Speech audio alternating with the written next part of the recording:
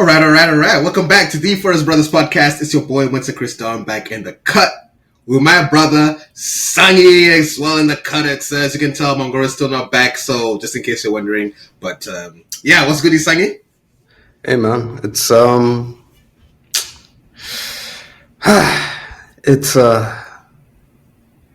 it's just another day, man. It's just another day in this dog eat dog world, and we're all just trying to move along, chug along, and it is where it is, man. It is where it is. It is what it is. Listener, in case you don't know why Samson is being so Melancholic. Is it melancholic? Yeah. No, yeah, because melancholic is different from nonchalant. Melancholic, yes sir. That's a learned man right there, listener. That man reads. He reads books.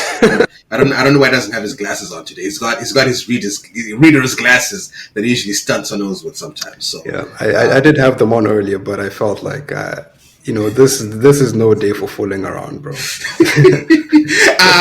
So listen up. The reason why Samson is in such a somber mood is because Arsenal dropped points again today. Drew 1-1 to Fulham, and it was actually I was really let me start by saying I was really impressed by what Marco Silva and his team did today. Like that first half, wow. And I have to shout out one player from Fulham who I feel like had an amazing game, and that is the boy Robinson. Because my God, he had Saka in his pocket the entire time. Bukayo, again, the meme. Where's my son Bukayo? Bukayo was kidnapped today.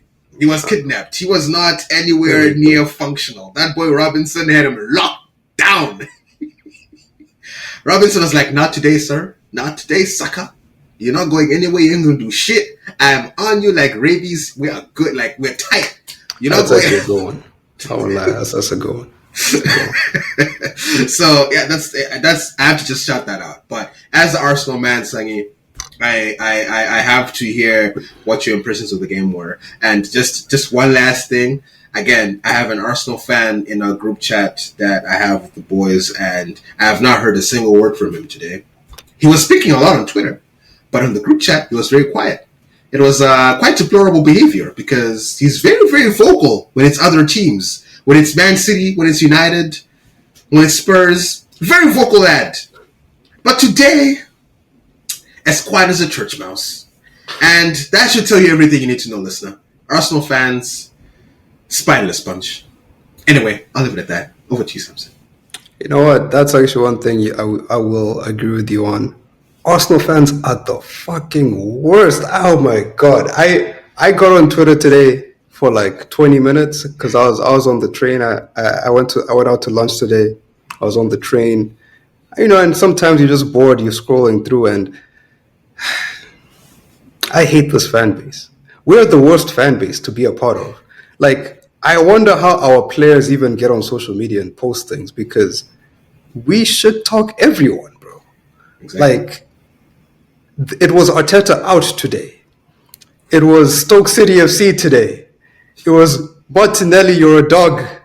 Martinelli, you're Dogginelli. Like, Dogginelli's crazy. We come up with slander names for our own players, bro. Like, I hate these guys. I fucking hate them. They're the fucking worst. Oh my God. Anyways, I actually thought, Robinson played well, but Robinson playing well is one of those things where, like, we have to put it in context, where it's like, we think he played well because Saka didn't walk away with a goal and assist. But if you watch that game, Saka was still able to create some chances, and he did actually score a goal, but obviously it was ruled out for offside. So it's like Robinson was just perfect and had him in his pocket. It's just that, well, Saka's teammates let him down a little bit. Because, number one, the chances he created. I don't know how many times, like, Saka will cross, like, the perfect ball right in the 6-yard box. Just need someone to fly in there. Nice header. No one's there. Man on the edge of the box. Like, Did you not practice this in training? Like I know Saka's not just doing this for vibes. Like, where are you guys? Where? And number two, Martinelli, man. There's a reason people are calling him Dogginelli today. I don't agree with it. I don't agree with creating slander names for your own players and slandering them on Twitter. I do not agree with that. But there's a reason people are saying that about him, and it's because this was the most stupid offside you can have as a winger. Because as the commentator pointed out, he wasn't trying to make a run in behind. He wasn't trying to go anywhere. Like, literally, all that happened was he was making space for himself on the wing. He's drifting wide, and he was stepping into a position so he can, like his first step pushes the ball forward, right? Mm-hmm. This fucking idiot is looking at the ball and is not looking at the line. The defender right in front of him, the defender right in front of him, who's been playing him onside, steps. He's looking there. He doesn't see it. He keeps going. And he's offside by like 2 inches. And I'm like, fuck. What? People are saying that Gabby Jesus also released that pass late. Like, he was expecting the pass earlier. That is true. It was Timber. It was Timber, by the way. Was it Timber? Yeah. Yeah, it was Timber. And I get... Actually, was it? Yeah, I think it was Timber. Anyways, I get that. Yes, the pass could have been better. He did hold on to it a little bit. But at the same time, man, really? That offside? My guy, like, there's no line to beat. You know what I mean? Like, there was no benefit of inching forward. That was the sort of ball he could have received a meter behind the player that's playing him onside. It did not matter because what he did at the end of the day is he checked back to his right. So he did go back eventually, and then he crossed it. He didn't have to, he wasn't trying to beat the line at any point. At no point in that play was the goal to beat the line. And that's why I'm upset with it, because you don't have to do it. But anyways, in my opinion, that's the least of our problems. Our biggest concern is that Gabriel Magalhães, I don't know if I'm saying that right, but Brazilian fans can tell me. Gabriel has been missing the last 3 games. And Gabriel's been missing because in the West Ham game, he got punched in the side of the head by Fabianski during a corner. And he went off at halftime and he's missed the last 2 games. We need that man back, like today, bro. Because, and I remember I spoke about this a few pods ago. I was like, it's very important to have center backs who win aerial duels. And this game just proves my point. And again, I'm the one guy in the world who slanders Van Dijk. But one thing about Van Dijk is he heads the ball away when it comes to him. I cannot believe, like, this guy is a professional football player. And he did this, like, I don't know if you guys watched the game, but Fulham's goal was gifted. There is no way in hell. Oh, okay, you can't say it was gifted. Jimenez worked for that. He worked. He worked. I get that. He worked. But I'm just saying, from a team that's chasing the title, if that's how you're defending, bro, you have to make Fulham work harder than that. That was their first shot. We had 3. We had 87% possession. One shot, 1 goal. What? Perfect counterattack. Perfect. To the T. I was so angry. And, bro, by the way, Jimenez is 33. Kivio is 24. This man, Jimenez, right? It's a long ball. This is the only way Fulham can attack, by the way, because we have them boxed in, literally in their own box the first 30 minutes. They're not going anywhere. We have them. We're controlling the game. The only way they can get out is hitting long balls to Jimenez. He controls them. He heads them down. They build from there. Long ball to him. He heads it down. Kivio is nowhere near him. All right? Any defender, you're at least challenging the man when he goes up for the ball. Any defender. I'm talking even Southampton players know this. Ball in the air at the halfway line, you are challenging if it's on your side. He doesn't do that.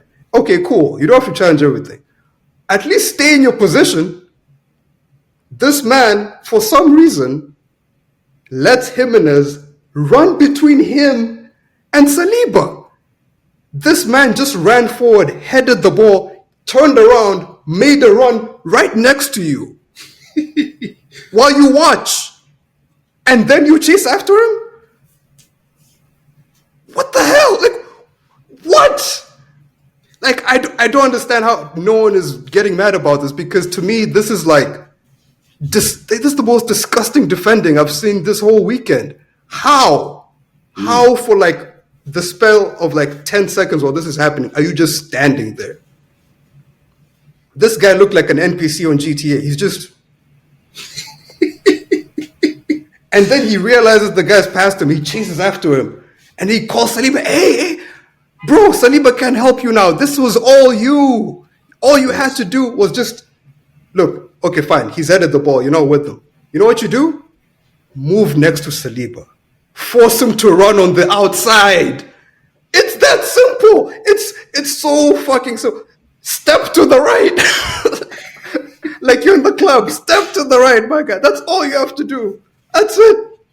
And he doesn't do it. He watches this man, this 33-year-old run behind him. One touch, shot, goal. I thought Raya would save that, actually. I was actually quite surprised. A lot of people to be upset at. I thought Saliba would get a block. I thought Raya would save it.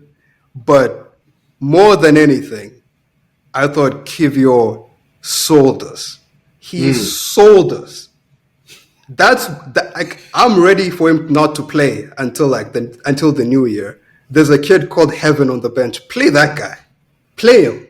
Play Heaven and Jesus. Maybe we'll receive some divine intervention and we'll win the league. I was about to say, you have a guy called Heaven as well on your bench? We have a guy called Heaven. That is crazy. Literally Heaven and Jesus on the bench. Heaven, that's wild. That is wild. I don't know why Arteta, just for comical vibes, hasn't had them both play. Like, come on, Arteta. Actually, I think they have. I think Heaven has touched the pitch for, a Carabao Cup game. He came on and Jesus happened to be on at the same time. So we had Heaven in defense and Jesus in attack. And there was no memes? No, you Arsenal fans, man. You miss opportunities, man. Worst fan base, I'm telling you. We're focused on the wrong things. That is actually wild as hell because, and that was really one of the only moments that they actually attacked Fulham. Because when I look at the stats, Arsenal had 12 shots and 4 on target. So I can't necessarily say those are really good stats to show that I should have won the game. You had most of the possession. You had most of the passes. So corners, you had 6 of them. We need to talk about that as well. This was my criticism of Arsenal the entire game. Arsenal was not trying to score in play. Brothers were trying to get corners. Okay. That's what y'all were trying to do the entire time, Sangi. Yeah. And the stats that prove that y'all were not trying to score unless it was a corner. Okay. Let me start with this, all right? I already mentioned the other part why Arsenal get corners or sometimes play for corners, because when you're attacking a team, you'll be there on the wing and you will see literally, like Saka will see 3 men come at him at once. And it's like, okay, do I take 3 men on or do I try to get a corner or do I pass it back? And it's like, over the years, we've realized that, okay, we're actually pretty good at corners. So let's try and make use of that. So if you're boxed in on the wing, hit it off someone's shin, get a corner. That's at least another opportunity, right? Now, wait, I have a quick question. So are you saying that Arsenal players are not looking for corners? Like, is that not an intentional thing they're doing? I'm not saying they're not looking for that. I'm saying that's an opportunity that presents itself. Like, for example, a commentator said this pretty well during the game. What Stoke City used to do, right? Stoke City would not play out from the back. What Stoke City would do is long ball to Peter Crouch. Peter Crouch heads it down, or long ball to one of their wingers. if those guys cannot find a way forward, they're literally hitting it off you for a throw in, and then it's the lap time. You know, then men are cooked. Like that's what like it's very direct play, right? Like it's very like, this is something we're relying on. But like Arsenal are actually trying to break teams down, right? They're trying to get into other teams' box. Short passing, intricate passing. But it's just that like as you're trying to do that, Arsenal players have figured out that if I'm trapped on this wing with no place to go, like a corner is a decent consolation prize. It's certainly better than like just losing the ball and getting counterattacked anyways. So that's that. Now, for this match, I will admit Arsenal were not good enough in their build-up. Now, we did create a few chances, right? Before the pod, you and I spoke about like this brilliant chance Odegaard created where he gave it to Havertz in the box and Havertz just put it wide. Like it was one of those things that like a real striker, like a proper nine would do: one touch, turn, shot, and it would go to the corner. He did the one touch, he did the turn, and the shot went wide. It was actually quite diabolical. I thought it had gone off a defender, but it was all him. And we also had a few chances where, Saka was crossing it, fizzing it across the 6-yard box. Trossard as well. But those are half chances. That's like, I can't be too critical because like I'm looking at the way Fulham is like set up. Those are the opportunities that they have allowed us. Now, you can like the only thing I can say is that like I can't be hard on the players, I can be hard on the manager. I can say, hey, Arteta, you might need to come up with a better way to play against these teams. Maybe like build up faster. I remember last year we did like a lot of direct play. We would just basically slap Havertz on a center back and just hit long balls to him. Like, because like Fulham were doing this thing where like they're pressing us and then, because they're trying to slow us down, right? So they press us at the halfway line. As soon as they've slowed us down, they run back to their box. So by the time you start to get past that first press, you already have, them back and defending. So it's good. What we were doing last season is, you're pressing us? Give it to Raya, straight to Havertz. Now we're on the counter. Like, Arteta, you need to figure this out because mid-blocks have killed Arsenal. Like, playing through them has been very difficult. You saw what happened against Manchester United. You've seen what's happened today. Corners provided our greatest XG, and that's just not sustainable. We need to be better in open play. Yeah, that XG you're talking about. So total XG for Arsenal today was 1.93. If we break it down, open play XG was 0.3. Open play. On a set piece, it was 1.63. Yep. So what does that tell you? Like, that's just, to me, that's like, all right, you guys are really trying to be your set piece merchant. That's, players are out there celebrating when it's time for a set piece. Even like the crowd, the Arsenal crowd just goes nuts when it's a corner kick for Arsenal. You can just hear the volume. And like you just see Rice will just be having like a shitty play, and as soon as step for his corner, you just see his head perch up, chest out. Nah, this is what Bud will do. That's the thing. Rice is really good at taking corners. Like I think people don't give him credit because he's 6'3". Like he doesn't look like the guy who should be taking corners. But that man is lethal, even more lethal than Saka at taking corners. Like he's really good. Like he has every reason to be puffing his chest because but it's like you should not really be looking forward to taking a corner. Like as a midfielder, like you should be looking forward to making that cutting edge pass, that through ball, that sweet through ball and assist. My guy, it is Declan, right? When in your life have you seen Declan Rice make a pass like Odegaard? I've seen. I mean, he used to do that at West Ham, so he's got it in him. At West Ham, he did like the long balls, like he'd do like the carrot type pass, like the switch. Yeah, but he's got the lobbed pass. We don't play, but we don't really play like that. So it's like it's in him. That's what I'm saying. It's in him, but like I'm sure that's what he would like. This is something that he shines at that we use, so that's why he's puffing his chest. That's what I'm saying. Fair. If you Fair. see Saka puffing his chest doing that, okay, then we need to have a conversation. Because, like, my guy, you have more you can do. You shouldn't be doing that. But I even saw a tweet today saying that Arteta stopped coaching his team 3 years ago, and now basically he's just like the figurehead. But the set piece coach, that's the real man. Like when it's time for an Arsenal game, that's the guy who should be looking. That's the I even see Arteta like coming over to talk to him, like see the little iPad thing by the side pitch. That guy is sitting in that thing. He's analyzing the game. Arteta be like, oh yeah, so what you think, bro? Should we I've seen it. Can you disagree with that, Sanyi, or is that not true, man? That guy is now your real coach. Look, I will say to that, we were talking about XG earlier. Yes, Arsenal had 0.3 XG from open play. Fulham had a total XG, of 0.11. Okay? Arteta has transformed this team attacking-wise and defensive-wise. Like, you cannot... Like, I feel like Arsenal fans who are Arteta out are really missing the point of what's happened in the last few years. Like, 2 years ago, when we finished behind City with 5 points, we were the best attacking team in the league, hands down. We were blowing teams away in the first half. But then the issue was we were leaking goals defensively. Last season, we were the best defensive team in the league. Like, we can't forget that this man has been putting in work.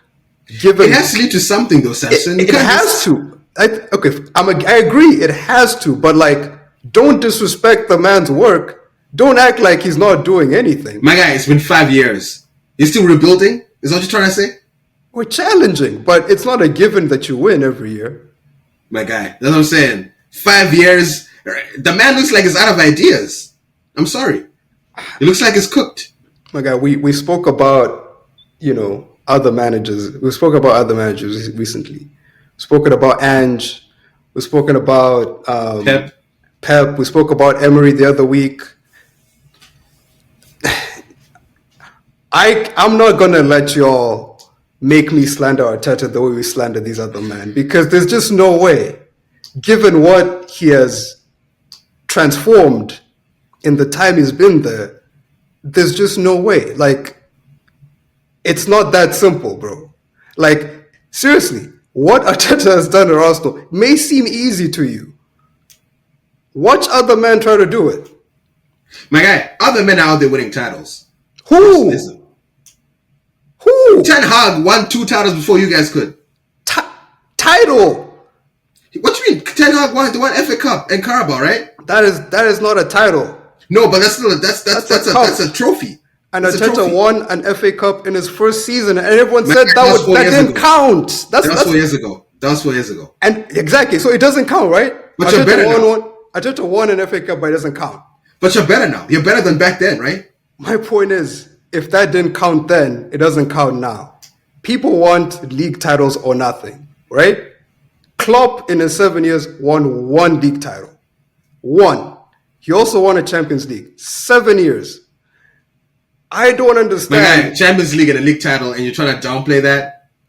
I'm not downplaying it. I'm just saying, look at the amount of time he was there, and people don't give him shit for like, oh. Yeah, but Arsenal's nowhere near that. You guys what are nowhere near. You won an FA. You're telling me you were trying to compare an FA Cup to the Prem and the Champions League. I'm not comparing them. I'm just saying we won the FA Cup, right?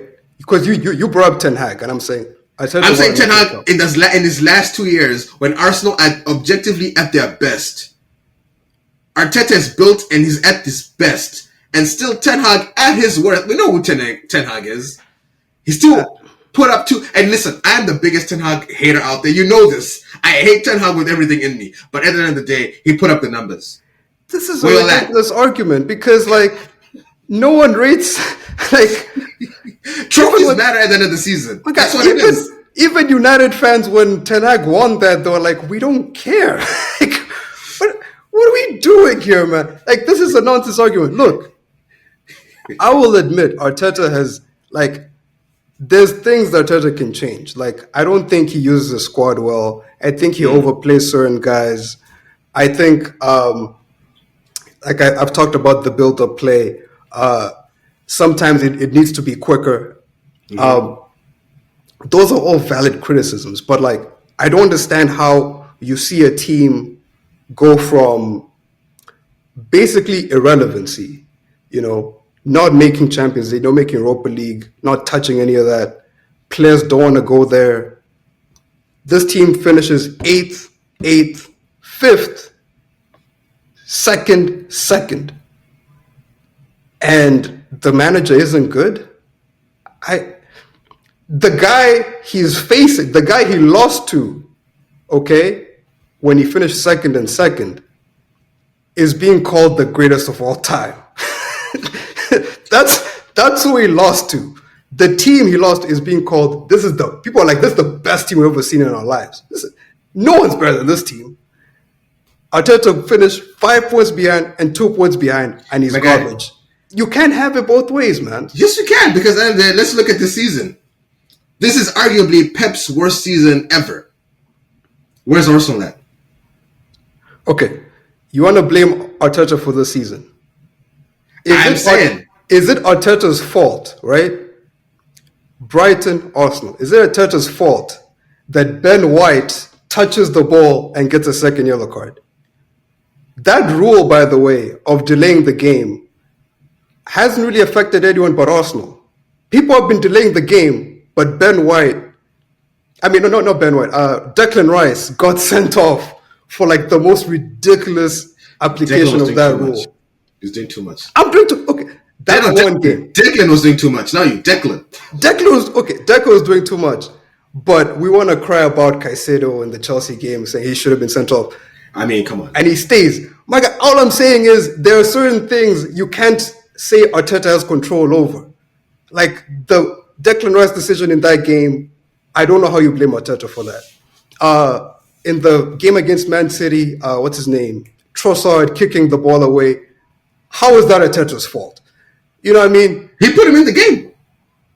We don't have what do you want him to play? Okay, the reason I'm saying this is because at the end of the day, does Arsenal look like they're gonna win a trophy again this season? Would you say yes to that? Or no? At the moment, no. Okay, at the moment, no, right? So we're about to go another season where Arsenal does not win a trophy. At which point, how much more time are you giving Arteta, like to say, okay, that's the season when I win a trophy? In your honest opinion, at which point do you think it happens for Arsenal? I think, realistically, you'd say you'd give him, I'd say another year or two. Because when we first finished second, everyone had us finish like outside the top four. Mm-hmm. I don't know if you guys remember this, but like that season, people were clowning us for signing Gabi Jesus and Zinchenko. People were like, oh, these guys signed Man City rejects, 5th place all over again. Like that was the thing. Arteta coached that team to second. And the only reason that team finished second is because we lost Saliba, our best centre-back, and we played Holding, who doesn't play for Crystal Palace. Like, you know what I mean? Like, we rocked up to Man City with Holding and Gabriel and De Bruyne versus De Bruyne and Haaland, and people are like, you borrowed the league. And it's like,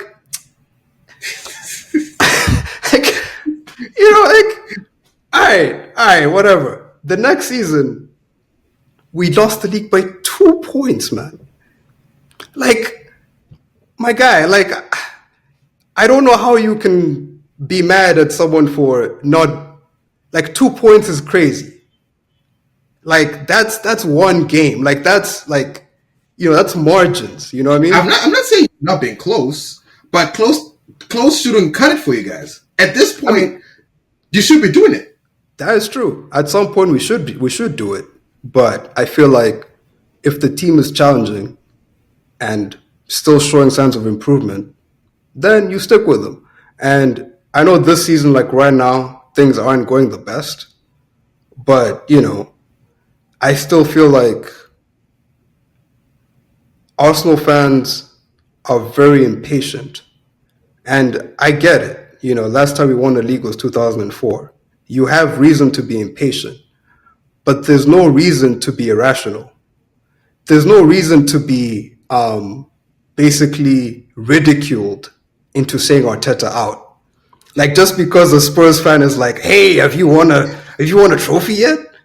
Like United fans, "Hey, look at our FA Cup." Like you want to be like Arteta. Like that's dumb. Like you can't do There's that. valid argument though, Sanyi. Like you can't not look at okay, Arteta's had time, he's been close, he hasn't got it. This season it's not looking likely either. And your glory days are basically coming to an end. Like your window of winning was 2 years ago. Like in the last 2 years, that was your best window. Now we look at the new window. Chelsea's coming up. Maresca is at the helm.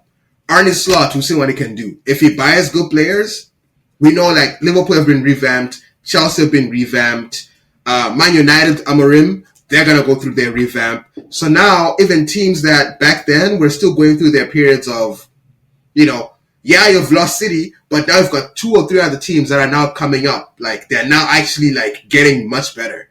Brighton and them. I mean, Brighton. I don't think they'll challenge for the league like that. But they've significantly improved, and your players have gotten older. Saliba is now linked with Real Madrid. Saka is not the kid that he used to be. Odegaard is also getting older. So I'm also just saying, Sanya, that the window. Saka is 22. Yeah, but he's been ran through. He's been kind of through it, man. Here's the thing, man. Okay, I get the argument about windows, but the Yeah. window argument also still doesn't hold up because, like, you talk about windows. What's Liverpool's window? Like, is Liverpool gonna be the same Liverpool in 2 years? Because if you think that, that is insane. Because they have three players who are arguably their three best players. All their contracts are coming to an end. Two of them are over 30 years old. Like, why is it that Liverpool's window is somehow longer than Arsenal's? No, I'm not saying it is. I'm just saying that I'm not saying Liverpool right now. I mean, Liverpool are not at their best right now. I'm just saying that their window is coming. Like, if we look at the fact that they have a new manager and he's gonna revamp the team, I'm sure. Like, once they get, I mean, they're touted to get Zubamendi in Jan. Like, if they beef up their team, Liverpool are only gonna get stronger, right? They're currently even top of the table right now. That's what I'm just saying. Like, So what's the argument for Arsenal getting worse? it's not about Arsenal getting worse. It's that other teams are getting better. That's what I'm saying. And that's okay. What I'm saying to you and everyone else who's making this argument is that at the end of the season, when you look up the points tallies, if you see like the only way that argument makes sense is if you see Arsenal go from 80 points, 80 points, 60 points, or 80 points, 80 points, low 70s. Like that's the only way that argument makes sense because you can see like, oh shit, like that's a drop off. But if that doesn't happen, then because like at this point, Arsenal doesn't need to become prime Real Madrid with Cristiano Ronaldo to win everything. Arsenal are fighting at the margins. Like the game today, Martinelli being 2 inches offside decides the game. Kivio being an idiot decides the game. Like I could make the argument that if Arsenal did not have injuries to basically every fullback we have available this season, to the point where right now we only have for this game we had one fullback in the whole club that's fit, and the other guy who played fullback was Partey. Like I could make the argument that we could have performed better, but that's just the situation you're in. Like injuries happen. Guys make dumb decisions. Like we are operating literally on the margins. Like that's what's deciding our season. So it's like this argument of like windows is insane to me because like the team isn't getting worse. Like the team is still scoring very high points, but we just need like a little bit extra to get over the hump. It's not like we're 10 points behind City, 15 points behind. Even Liverpool right now, they're 6 points ahead. Like it's not like they're gapping us, absolutely. But I feel like because it's Arsenal, yeah, Arsenal ain't shit. I'm not saying Arsenal ain't shit. I'm just saying that the window now, you can't say that this season your squad is much better than it was a year ago or 2 years ago. It's a little better. You would say it's a little better. Yeah, like defensively, it's better because like personnel wise, like we added to it. Like for example, last year at left back we had Zinchenko, and then it was Hmm. Kivio. That was our left back And they're option, still there. and they're still there. But this season we have Calafiori as the first option, and the second option is Timber because Timber can play left and right. Ben White is still a starting right, but he's injured. Like what I'm saying is, the team is being developed year after year, and weaknesses are being addressed.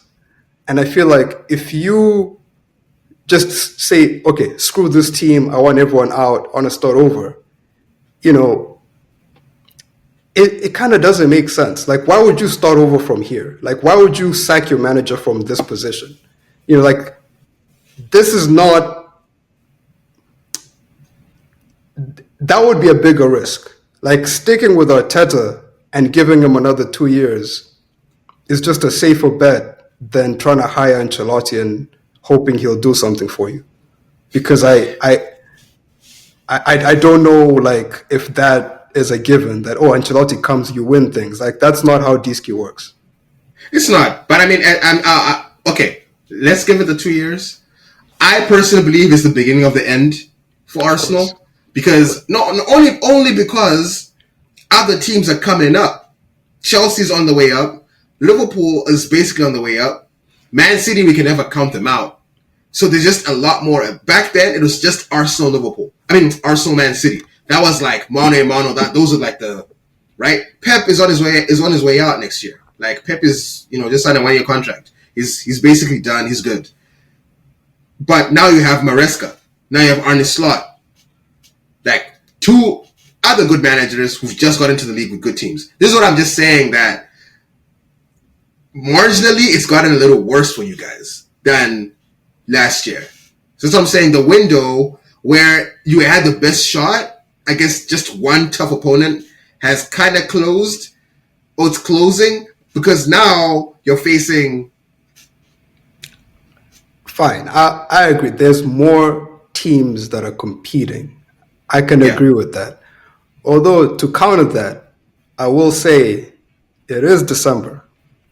I know Liverpool fans must be sick of me saying this. they must hate me at this point. But Liverpool fans, you will remember 1 year ago where you were in this league. I'm sure you remember that very well. And you remember where you were only 2 months later. Went from first to third. So, like, I hear you at the same time. Like, and again, everything we've talked about in this pod, the set pieces, open play opportunities. Again, it's all things that need to be fixed. Mm-hmm. But there is a crash out happening right now that is very unnecessary. I feel that there's a head loss that is happening amongst Arsenal fans that I just feel like Arsenal fans are getting bullied into a head loss. Like, and that is like you mentioned, Arsenal fans being spineless. For me, that is the spineless thing. Like not being able to objectively judge your team and being like, oh yeah, Arteta out. Like I'm tired. Like they call you Stoke City FC for 1 week, you're Arteta, and it's like, man, context, bro. Like Jesus. Like there is one reason we lost. We didn't even lose the game. There's one reason we drew the game today, and that is Jakub Kivio. That is his name. It is his fault. We should boo that man because Fulham had 2 shots all game. Two. One of them from Raul Jimenez, the other one from, I believe, Pereira in the second Mm. half. 2 shots. We conceded one of them. Like, the one we conceded was like, and again, I think the over XG was 0.11. Like, I'm sorry, guys. Like, this is not crash out worthy. It's not. Like, I there's. think dropping the points thing. I think just dropping points is now making y'all. And again, I guess as we're coming to a close here with that stat that was said today about Arsenal just need to draw points in one more game, right? Right. So, yeah, so And it's Liverpool. If Liverpool maintain the same points per game ratio for the rest of the season, Arsenal can only drop points in one more game. I mean, technically two, but the second one was today. Then one more, and it's done. yeah, so that's not a great place to be in. No, it's not. It starts to look a little bleak. And you still have to play very, very tough games. Arsenal will 100%, I think, drop points in like 4 more games. I can foresee that. It's still very early on, and I can definitely see you guys potentially like you still have to play Liverpool like in the other half, Man City in the other half, Spurs derby in the other half, and you never know what Spurs are going to turn up that day. So there's still very, very tough games, and if you're already at this stage in the season where you can only draw points in one other game, and as what you're saying, that's looking a little dark, man. Yeah. I mean, look, I'll admit the league isn't looking too good this year, just based on the position we're in, the form Liverpool have been in. But I will like I refuse for people to turn our consistent growth into a joke. I refuse. I refuse for y'all to act like what we've been doing is just straight ass for 4 years. Like, it isn't. Like, winning isn't a given. And Arsenal fans, by the way, this is the very same thing Arsenal fans get clowned for, is just believing that, like, oh, we're Arsenal, we should win every game. That's not true. Like, things Yeah. happen, and you Yep. don't get to win every game. So, number Mm-hmm. one, if you're an Arsenal fan and you're crashing out, get a fucking grip, bro. Go to therapy. Get your shit together, man. Like, seriously, like, you have no reason to be crashing out right now. Like, yes, things are bad, but guess what? Look around the league. Shit could be a whole lot worse, and there's still a lot of season to play. Mm-hmm. So, chill. And for the rival fans, okay, Arsenal cannot be so shit, and yet we're still like we're still third, right? Like right now, like I feel like, and this is like a narrative that happens almost year on year, where it's like we get to a stage in the season, Arsenal has some bad form, and people are like, "Oh man, these Arsenal players, they're so overhyped, they're so overrated, they're so this." And It's it's because like, of y'all, man. It's because Arsenal fans, y'all say we're the best team in the whole wide world. We are the best in Europe. We're the best. You even saying we have the best attack. Oh, we're the best defense. Y'all also be talking like, statistically, that was true. Like, but y'all be singing that every single day. In any single win y'all have, you're on the timeline glazing the shit out of your team. and I understand that, and and again, that's why I call this fan base the worst in the world, because when things are going great, it's like we have 11 Supermen on the field.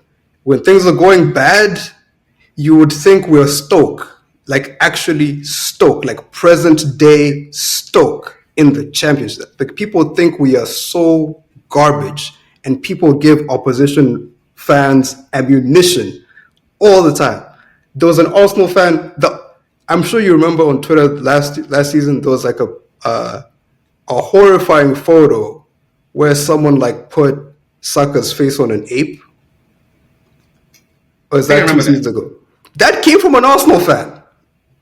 Damn, That legit came from an Arsenal fan. Like, that's that's worse the than shit. Spurs. Yeah, that's worse than us throwing shit on the stadium, man. bro. Like, that's the toxic nonsense this fan base has to deal with. So it's like, like this head loss. What I was saying, like, there shouldn't be a head loss about this. Like, yes, we should be disappointed. We should demand more, but like, we're not getting relegated tomorrow, guys. You know what I mean? We still have a season to play for. We're still in the Champions League. We could still do something there. Like, come on. Like, seriously. Man. And you know what? If more fans were like you, Samson, I don't think there'll be as much hate for Arsenal fans. I just think that there's a lot of people out there who just put a bad name on you guys, man. And that's why we banter you guys so much. That my homie just staying out of the group chat the whole day today. It's things like that you look at and be like, listen, Spurs got absolutely discombobulated by Chelsea, but I was there. I was responding to texts. I was within. I was expressing disappointment. You refused to answer messages in the group chat over a draw. Even United fans were present in the group chat when they were getting cooked by Forest. Yeah, and that was embarrassing. Like they got cooked nasty. And they got cooked nasty, but they were there. Yeah. As an Arsenal fan, you say no. I would rather just be on Twitter today. I'm not gonna engage with you guys. I'm good. Yeah. Yeah, I mean that would be my closing message to us fans. Just stop with the entitlement, man. Like be honest about the team, man. Like we had a horrible like we are where we are right now, mostly because of the red cards. If you take the red cards out of the equation, we're probably a point behind Liverpool or level with them. Like it's not like it's really not that deep. Like people are talking about like we've been talking about open play, whatever. Like we haven't played that bad this season. It's just that we had some games where we made stupid mistakes that have cost us. And that's something you can fix. It's not like the players are garbage. So take it easy, guys. Seriously. Just relax and just trust. Like, be a fan, you know? Just trust your team is going to do well. Like, that's what everyone does. That's what every other, you know, United fans literally go into every game thinking, we could win today. Why can't you be like them, bro? Like, just has to be like United fans, bro. Like, my God, bro. Like, this is where we're at, man. I'm asking people to support their club. This is where we're at. Ridiculous. It is ridiculous, but anyway, listen. Well, Arsenal fans out there, I hope you've heard Samson's message. His please. Just support your guys, man. Still, just even if you think it's a lie, just be on like, yo, we still got the league. I'm a Spurs fan, and I'm saying, hey, we can still win this thing. Okay, nah. no, but I'm just saying, there has to be a certain level of delusion in your team. You have to have a certain belief that even if your team is playing like garbage, you will turn that over, and you can go on like a 15-game winning streak and win the league by a point or by goal difference. Like, you have to still have that belief. I only start saying, nah, it's over, like by game week 36. And here's the thing, like, I think this is the thing that bothers people about Arsenal fans, that like they are so like fickle with it. Like one day we're gonna win the quintuple, we're gonna win every trophy that's ever been invented. The next day, silence. We're garbage. We're the worst team ever. And it's like no one's gonna respect you if you don't have the balls to stand on business, bro. No one stands on business. Like, just stand on it. Like, yo, I thought we were going to win the title this season. I'm rocking with us until game week 38. We are going to win the title. I'm rocking with us. We're going to be in the Champions League final. Until we're not. Like, that's true fandom. Exactly. Today, Kivio, you were garbage. That is true fandom. Call out the shit players. Martinelli, that was disgusting. Call out the shit players. Simple. Don't like, or even like do what Leicester did. We just want 40 points. Simple. Like no one's gonna come at you if you just stand on business. But like, you know, these men, they wanna be Superman one day. They wanna be babies the other day. It's annoying. It is. But you know what, listener? We hope you've enjoyed this particular episode. Arsenal fans, you've heard the message. So, you know, we'll see if y'all take it on. Actually, we'll see if y'all. We want to interact with you in the group chats. Let's keep talking. You know, let's keep up the energies, man. Like, you know, just let's keep it going. But anyway, with that, listener, we appreciate y'all. Comment, like, share, subscribe. Comment in the you know, give us your comments. Talk to us. Tell us what's going well, what's not going well, all that stuff. But with that, listener, I thank you so much for spending your time with us, and we will definitely catch you on the next one. So peace out, listener. Later.